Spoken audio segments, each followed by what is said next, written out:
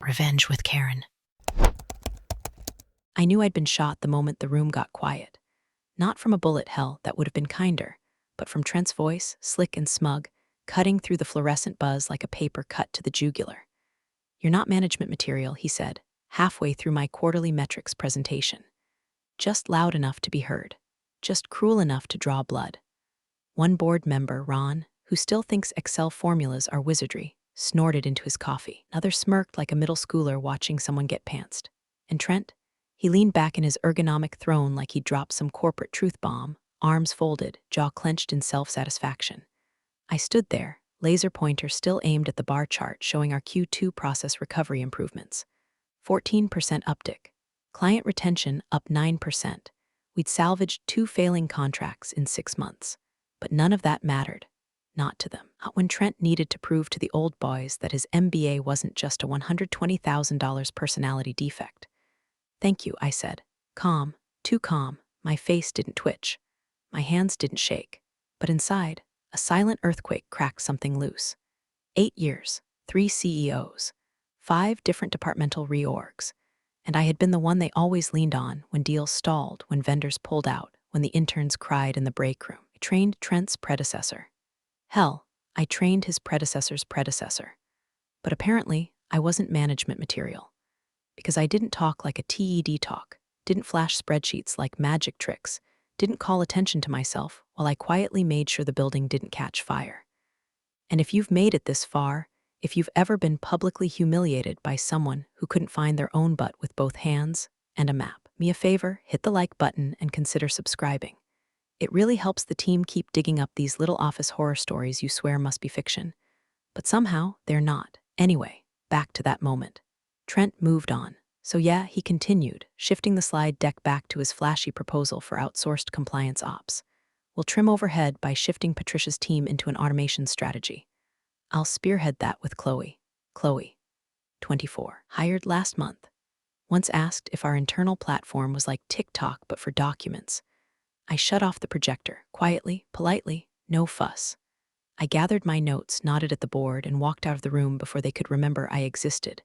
No one stopped me. No one called after me, because the backbone never squeaks until it snaps. In the hallway, I could feel my legs moving, but everything above the neck was haze, the kind you get when you realize you've been swallowing razor blades for years thinking it was loyalty. All I could hear was that one phrase bouncing around my skull like a wasp in a bottle. "You're not management material." I passed the intern pod, all of them huddled around Trent's inspirational Slack message of the day like it was gospel. Past the break room, where someone had spilled an entire box of K-cups and left them there, scattered like confetti from a parade no one showed up to. Back at my desk, I sat down slowly, pulled open my top drawer. There, folded neatly, was a copy of my employment contract. I hadn't looked at it in years. Page 6, Clause 14. Employee is not obligated to respond to communications outside of posted business hours, unless explicitly required for client safety or contractual obligations. A strange, warm calm settled in my chest, like the silence that comes after you shut down a machine that's been whining for too long. I reached over, closed my laptop. It was 5:59 p.m., and for the first time in 8 years, I didn't feel guilty about it. At exactly 6 o'clock p.m., the second hand on my desk clock aligned with the minute, and I closed my laptop like it was a coffin lid. Smooth, quiet, no dramatic exhale. No final message or goodnight team, Slack ping. Just silence. No one noticed? Not at first. I didn't shut down the server scripts I'd been babysitting for months. Didn't forward the flagged invoice from procurement that Trent had asked me to just handle real quick. Didn't finish cleaning up the last 2 bullet points on the strategy deck he was planning to pitch as his own tomorrow morning. I just stopped. It felt unnatural at first, like leaving the house without pants. But the deeper I leaned into that stillness, more right it felt. Like the first time you stop apologizing for someone else's mess and let the chips fall wherever they damn well please. I gathered my purse, slid my badge into my coat pocket, and turned off my monitor. The office was still humming, someone on a call near HR, the new guy from accounts humming along to some EDM remix through tinny laptop speakers. Trent, 2 doors down, probably still hitting undo on my edits to his original workflow proposal. He wouldn't notice I was gone until something broke. At the elevator, I paused, pulled out the contract I'd tucked into my bag earlier, page 6, clause 14. Same one I'd highlighted at my desk. The ink was already smudged from where I'd underlined the part about working hours compliance. I snapped a picture of it with my personal phone, labeled it Trent Clause, backed it up to my cloud folder named Insurance. Just in case he started sniffing around with that tone managers get when they realized the thing they killed was the thing keeping them alive. In the parking garage, my car was one of the last ones. I got in, turned the key, and sat in the dark for a minute with the engine purring like a cat that knows you've finally stopped feeding the raccoons. I didn't cry. I didn't scream. I didn't even feel particularly angry. What I felt was surgical, clean, like cutting off a dead limb. Back at home, I poured a glass of wine, the good kind, the one I used to save for Fridays after long client calls and quarterly reviews. I set my phone on the counter, opened my settings, and flipped on Do Not Disturb. Customized the hours from 6:01 p.m. to 7:59 a.m. Saved it. Then I added one exception. My mother, that was it, everyone else, could stew in unread notifications. I'd spent years being the safety net, the midnight fixer, the invisible glue. From that night forward, they could try duct tape. The next morning was a Saturday. I slept in, made eggs, watered my plants. At around 10:30 a.m., I saw the first missed call, Trent. Then Slack notifications I couldn't read because I deleted the app from my personal phone. 2 emails flagged urgent in all caps. I didn't open them.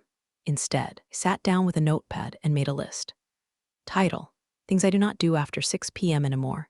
Fix Trent's grammar, reform at Dex, babysit Chloe's urgent invoice mishaps, decode passive-aggressive feedback from clients Trent never bothered to meet, reboot Jenkins pipelines after his updates crash production, answer anything that begins with quick question. I felt lighter by the time I finished. Like someone had removed a lead vest from my chest and said, "There, that's yours again." Sunday came and went without incident. By Monday morning, the silence I'd left behind would start speaking louder than anything I could have said. And that, my friend, was the beginning of the unraveling. Tuesday morning started like any other, at least on the surface. The same drip of burnt coffee from the communal Keurig. The same awkward good mornings exchanged like currency no one really wanted. Chloe stumbled in with her usual oat milk smoothie and late-stage confusion. Trent strolled past with a Bluetooth earpiece and the aura of a man who'd watched too many Jordan Belfort interviews. But underneath it all, the ground had already begun to tremble. The first crack came at 8:47 a.m. during the ops sync call, or rather, the attempted sync call. No agenda doc, no updated metrics, no call link, just a bunch of blinking cursors in a shared Google Doc from last week, and a calendar invite labeled recurring, do not delete that no one had touched since the last time Patricia had quietly swept in to reformat it. Trent popped into Slack. At Patricia, can you resend the doc? No reply. He tagged her again. Nothing. By 9:20, Chloe slid into Patricia's cubicle, face doing that nervous smile thing people do when they want you to fix something without admitting they broke it. "Hey ye, random Q," she said, like this was a Starbucks line and not a professional workspace teetering on collapse. "Where do we keep the client sign-off forms for onboarding? I think I have everything for applied strat tech except like one last piece." Patricia looked up from her screen. Calm. Still. Her tone flat. "Final signature forms locked until compliance flags are cleared." "Oh, okay, cool, Chloe nodded, brain clearly buffering. "So like, where do I clear those?" Patricia blinked. "You don't. They require manual clearance from ops." "Oh, you mean you?" "I'm off the account as of Friday," Patricia said without a hint of venom, just fact. Gravity, like she was reading the temperature aloud. "Trent restructured account ownership last week." Chloe's smile cracked. Yeah, I remember now. Thanks." She scurried off like a squirrel who just realized the bird feeder was filled with marbles. By 10:15 a.m., the second tremor hit. Vendor issue. The wire transfer to Consolidated Fulfillment hadn't posted. No one could figure out why. There was a long string of emails pinging around with urgent and can you check this one more time? In the subject line. Accounting tried escalating it, but the payment workaround, created by Patricia 3 years ago to compensate for their outdated ERPS character limit, was undocumented. Not in Confluence.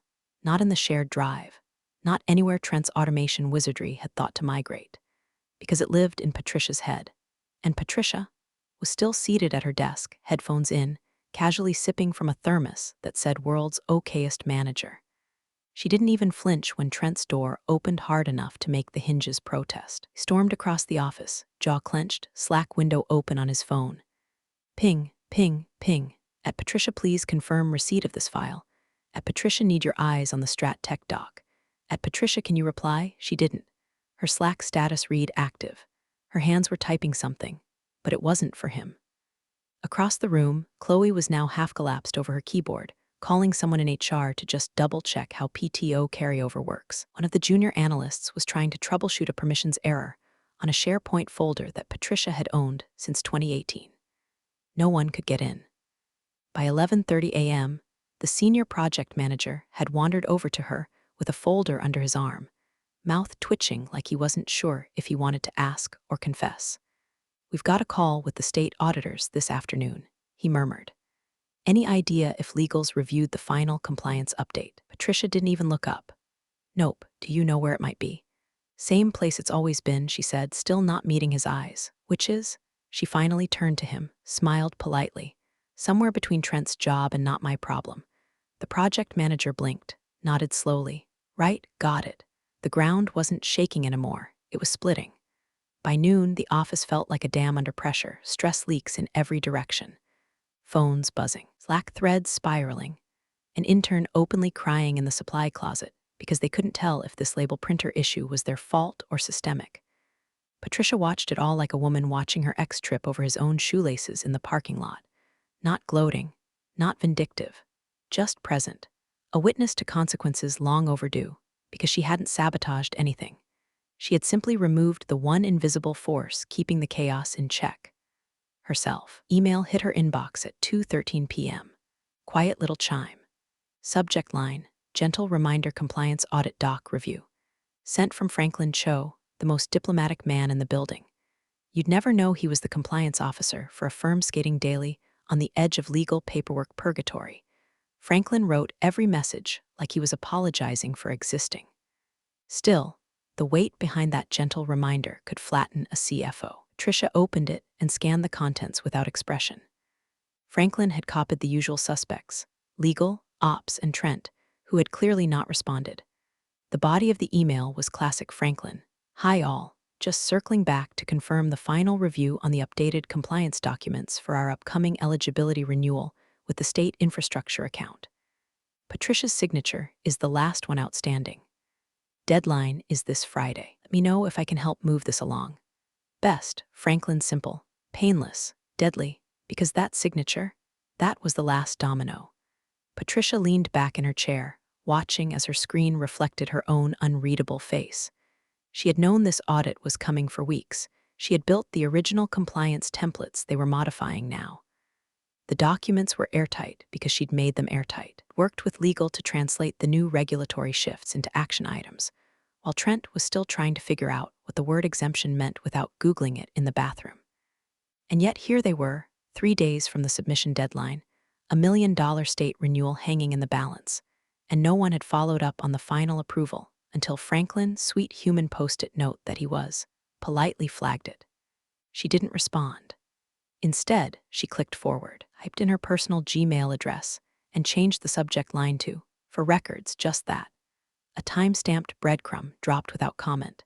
A little insurance policy for when the story got rewritten, because people like Trent were always the hero in the version they told the board.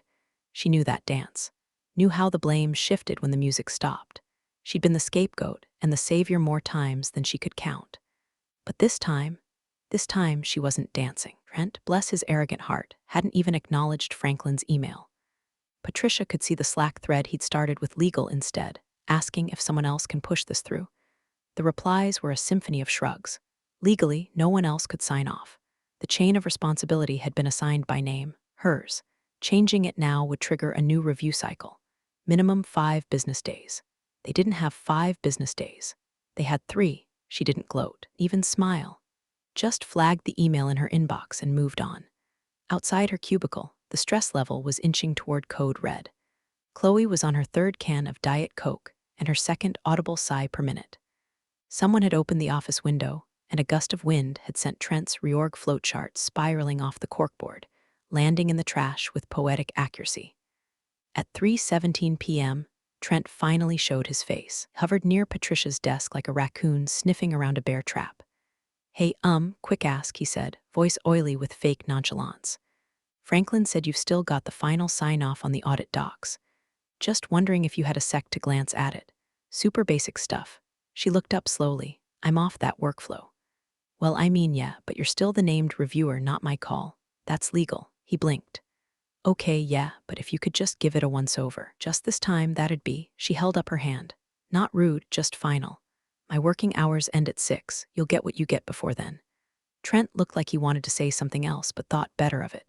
He backed away slowly, clutching his phone like it might start bleeding. She didn't watch him leave. Instead, she opened her calendar, blocked off the next morning with a fake doctor's appointment, and titled it Spine Alignment Mental Health. Was it petty? No. Practical? By 4:12 p.m., Franklin had replied again. This time just to her. Sorry to bug, I know things are nuts. Just let me know if I should escalate. She typed back one sentence, no need. I've documented everything. Didn't say when she'd sign it. Didn't promise anything. Just that, she had it all. And she did. The tremors from Tuesday morning were turning into cracks now. You could see it in the way the junior analysts were circling like anxious birds, in the way legal had stopped responding with answers and started replying with timestamps, in the way Trent kept checking his phone every 5 minutes like it might produce a miracle. But the real earthquake hadn't hit yet. That was still coming. And Patricia, she was just waiting. At 10:47 p.m. on Wednesday night, Trent hit send on an all-caps Slack message, an email, and just for good measure, voicemail that sounded like a raccoon panicking inside a trash can. Where is this? Urgent. Need your sign-off or we're toast with the state. Call me back ASAP. Tea across town. Patricia didn't stir. Her phone sat face down on her nightstand, blank, silent, untouched. The blue glow of unread notifications stayed trapped behind Do Not Disturb, like flies buzzing against glass. She hadn't heard the ping, hadn't felt the vibration, hadn't even rolled over, because Patricia was already deep in a dreamless sleep, wrapped in something rare and unfamiliar, peace. She had brushed her teeth to the sound of jazz, made chamomile tea instead of her usual late-night scotch, and left her work bag by the front door like it no longer carried weight. On her nightstand, under the soft glow of a reading lamp, sat an envelope. Not white, not corporate. This one was bone-colored and elegant, printed with heavy, expensive ink. Inside, her offer letter. New firm, new title. Senior Director of Strategic Operations. No assistant tacked on like a leash. No vague consultant prefix to make it sound like a courtesy hire. This was real, earned, backed by a salary that reflected 8 years of unpaid overtime, crisis triage, and thankless fixes. Backed by respect. The role had come through a recruiter who'd once worked with her during a doomed cross-functional merger, watched her hold 3 departments together while their bosses fought like toddlers in a sandbox full of broken glass. We've been watching your company swirl the drain, he'd said in their first call. Thought maybe you'd like to jump off the ride before it hits the fan. She hadn't said yes right away. She'd waited until she saw Trent trying to explain a billing exception policy she wrote. Waited until Chloe forwarded an email chain from a client who used to address Patricia by name, now reduced to whom it may concern desperation. Then, and only then, did she schedule the final interview. Knocked it out during a doctor's appointment. Got the offer 2 days later, and tonight it sat on her nightstand like a quiet little bomb, one she had no intention of diffusing. Meanwhile, back at the office, Trent was pacing.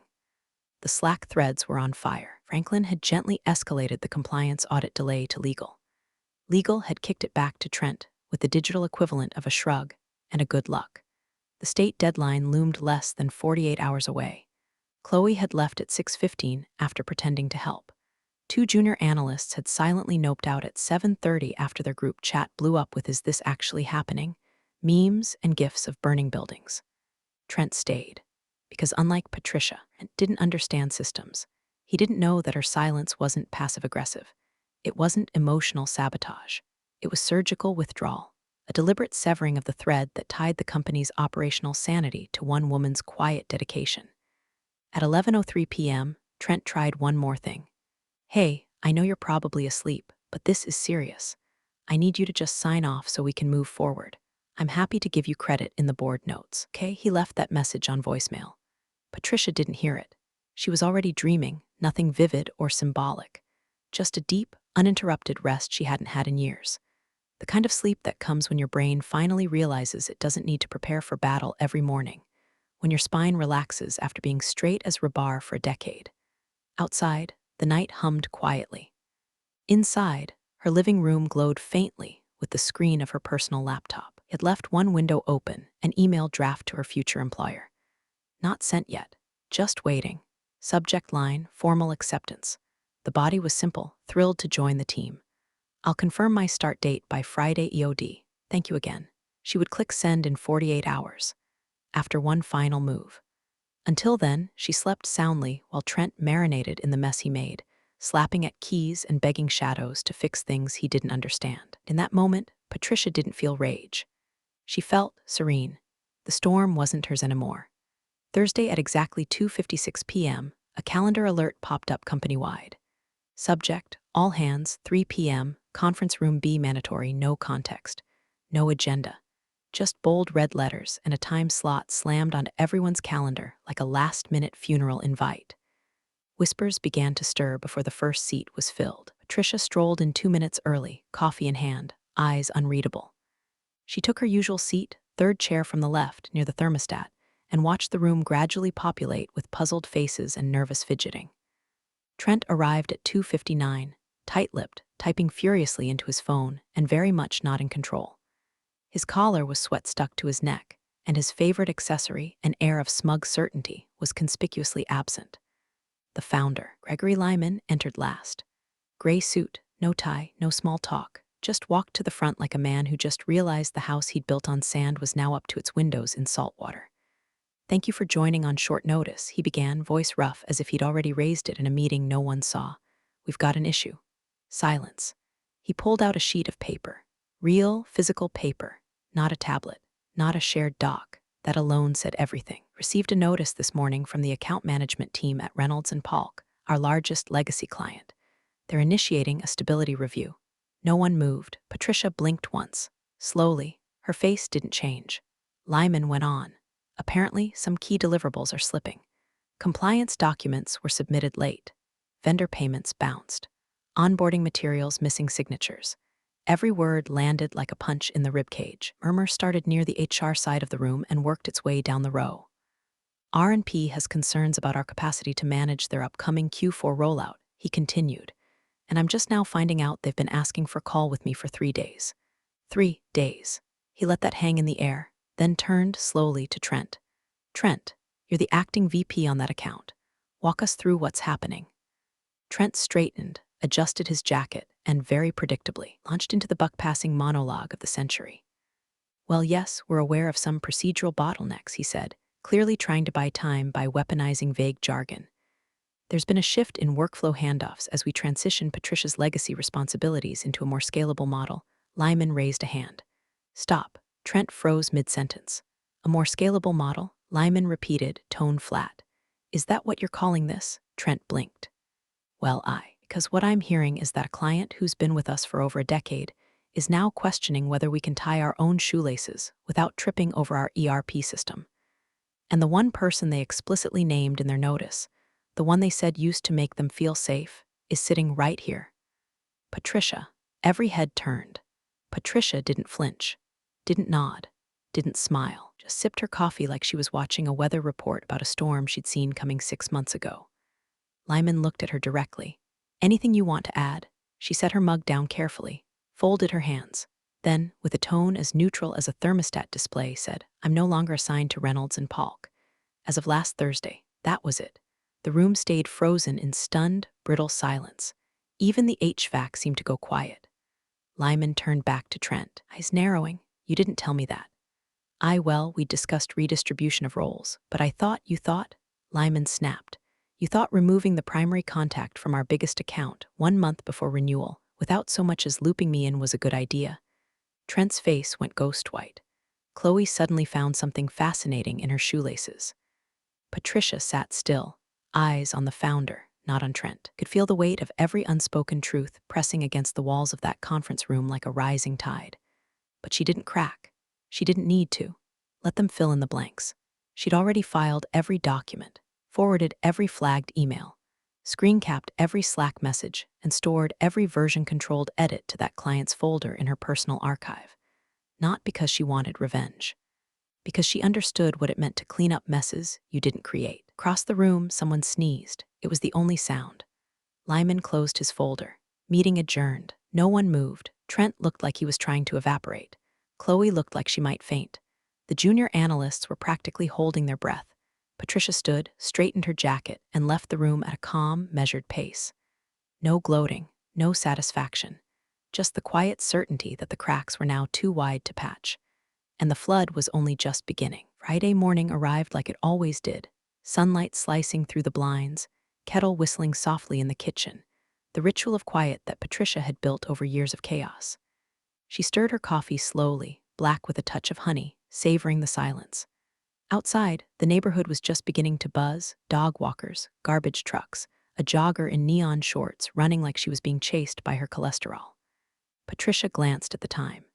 7:42 a.m. She hadn't touched her phone yet. Hadn't needed to, because peace, when you've earned it, demands no audience.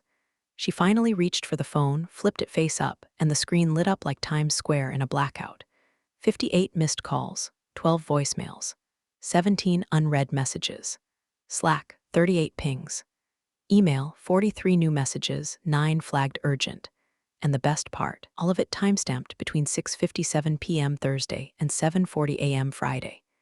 She hadn't seen a single one. Do Not Disturb was still working overtime, like the personal assistant she'd never had, loyal, silent, and programmed not to give a damn about Trent's late-night tantrums. She scrolled through the call log first. Trent, unknown Trent, Chloe, office line, Trent. Then Gregory Lyman. 11:12 p.m. Voicemail. She played it on speaker as she walked into the kitchen to refill her mug. Patricia, it's Greg. Look, I know it's late, but please, just call me back. We need to talk. Trent messed up. The board's asking questions. I should have seen it sooner. I'm sorry, call me. He hung up like a man trying to put toothpaste back in the tube. The next voicemail came from an unexpected name. Monica Patel, CEO, Reynolds and Polk. Patricia raised an eyebrow and tapped play. Hi, Patricia. I know this is unorthodox, but I'm reaching out directly. We'd like to discuss a transition strategy. There's concern internally that the current team isn't aligned. If you're willing, let's talk. We're still loyal to you, not your firm. Let me know. Patricia stood in the doorway, sipping her coffee while a beam of sunlight crept across the floor like it, too, was quietly applauding. She didn't rush to respond. She didn't even open the emails yet. Instead, she walked out to her back patio, let the autumn air kiss her face, and sat with her mug warming both hands. She wasn't surprised, not really. She had predicted this down to the hour. By Thursday night, Trent's web of duct tape fixes and smug finger-pointing would fail. By Friday morning, the founder would be in damage control mode, and the clients, especially the smart ones, would start going straight to the source. The one person they trusted, one person who didn't need a new job title to be effective. And now she had leverage, the power that comes not from yelling but from knowing that they knew, that he knew, that the story could no longer be spun without unraveling everything. She opened her email, finally, and sorted by sender. Trent had sent 3 increasingly desperate subject lines. Need your help ASAP. We can still fix this. Please respond. We're dead in the water. She marked all 3 as unread and archived them. She wasn't going to fix anything, not anymore. Then she opened her drafts folder. The acceptance email to her new employer was still there, waiting. She reread it once, made one change, added the line, I'm available for transition calls as early as Monday. Hit send. A breath left her chest she didn't realize she'd been holding. Not relief, not triumph.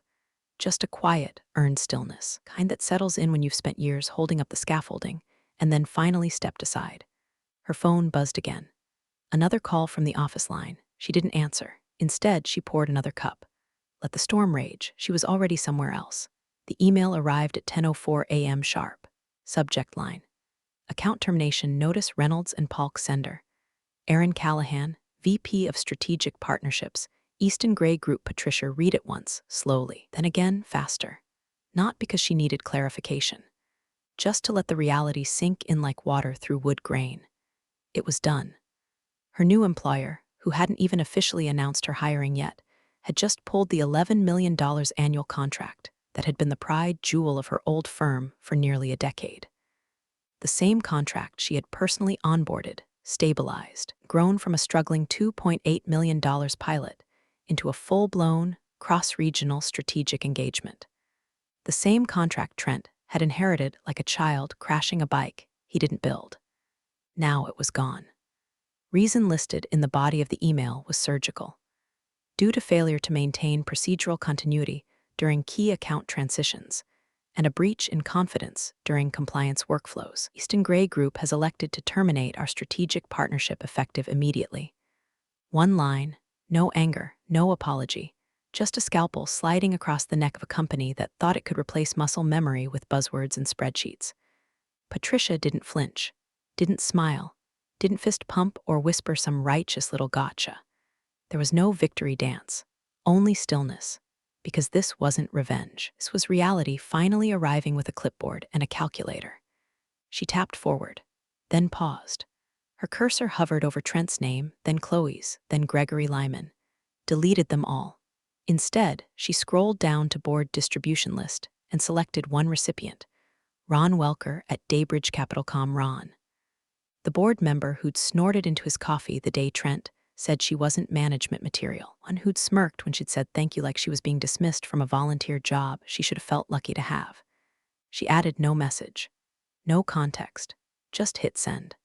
Let the subject line do the work, FWD, account termination notice Reynolds and Polk. Then she opened her notebook, the old school one with real pages and tabs color-coded by instinct and years of controlled chaos. She flipped to a page labeled CYA Week of Oct 20. She made a small, calm note. Friday 10:04 a.m. egg withdrawal confirmed. Forwarded to RW board. Response pending. She didn't include Trent in the loop. He'd find out soon enough, likely when Ron started calling Lyman, and Lyman started looking for blood, and Chloe started dry heaving into the recycling bin, while the junior analysts Googled how to update LinkedIn without sounding fired. At 10:32 a.m., another message hit her inbox. From Monica Patel, CEO of Reynolds and Polk. Thanks for the quick transition confirmation. We're excited to continue working with you. Appreciate your professionalism through all of this. No emojis, no exclamation points, just respect. Patricia replied, glad to reconnect. We'll be in touch Monday with onboarding cadence. Best, P. She closed her email and stood from her desk. Stretched. Rolled her neck once, then again, till it popped like her body was finally exhaling after years of tension held in the marrow. Back in her kitchen, the coffee was cold. She poured it out, started a fresh pot. Somewhere in the distance, a lawnmower buzzed lazily against fallen leaves. The world, indifferent to corporate meltdowns, kept spinning. Her phone buzzed again. Slack, this time, from Chloe. Hey, can you clarify what procedural continuity means? Greg is asking and I think they're panicking. Patricia didn't answer. She opened a clean Word document instead, titled it Statement of Transition R&P Contract History, and began to write. Not a defense, a record, because no one was going to pin this on her in the postmortem. There would be no rewritten history, no boardroom gaslight where her silence was weaponized against her. Everything would be documented, tidy, inarguable, because unlike Trent, Patricia had never needed to scramble. She just kept the receipts. It was 4:47 p.m. on Friday when the footsteps started. Fast, erratic, unhinged. Patricia didn't look up at first. She was calmly aligning the final page of a document inside a manila folder, sliding it into a black leather portfolio, one she hadn't used in years. Not since the last time someone at this company made her feel like an accessory instead of an asset. Cubicle wall trembled. Trent appeared, wide-eyed and pale, breathing like he'd run a mile uphill in dress shoes. He didn't knock. He didn't speak at first. He just stood there, mouth opening and closing, trying to find the right spell to undo the collapse he'd summoned. Why didn't you say anything? He finally snapped, voice sharp with panic. Patricia looked up, slow and deliberate. Excuse me? About Reynolds and Polk. About the pullout. About Easton Gray. About, he gestured wildly, as if pointing at an entire fire he had started but couldn't name. Patricia blinked, tilted her head slightly. Because I'm not management material, she said. The words landed with surgical precision, cool, flat, clinical, not angry, not bitter, just finished. Trent flinched like she'd slapped him. You knew this would happen. You set me up. No, she said, rising to her feet, smoothing the lapel of her blazer with one calm motion. Just stopped saving you. She reached into her portfolio and pulled out a single sheet of paper. Her resignation. Printed, signed, dated, effective immediately. She handed it to him without flair. No flourish, just paper meeting hand. He stared at it like it was written in a language he couldn't read. You can't just walk away now. This is nuclear. The board's demanding a postmortem. Legal's calling a meeting. Greg's freaking out.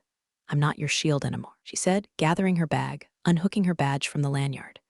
Find someone else to duct tape the machine back together. She stepped past him, calm as a breeze through broken glass. Walked the corridor she'd walked 1,000 times, but now, for the last time, with no weight on her shoulders, no invisible clipboard in her mind, no guilt. Around her, the office buzzed in slow-motion chaos. Slack pings echoed. Phones rang with the shrill tone of urgency. Chloe stood by the copier, frozen, a stack of paper trembling in her hands. At the front lobby, the junior analyst who once asked her how to set up a VPN mouthed the word wow. And just as Patricia reached the elevator, just as her finger hovered over the button, someone behind her shouted, "Wait, can we talk?" She didn't turn around, didn't pause, didn't blink. She pressed the button. The doors slid open. She stepped inside. As they closed, sealing her off from the crumbling empire behind her, Patricia allowed herself one small, final breath. Not of relief, of reclamation. They could keep the titles, the corner offices, the boardroom chairs carved from petrified delusion. She took her dignity with her. And this time, no one could misplace it. Thanks for joining the fun, you office survivors. Subscribe for more switch-flicking drama. Let's make your former coworkers sweat.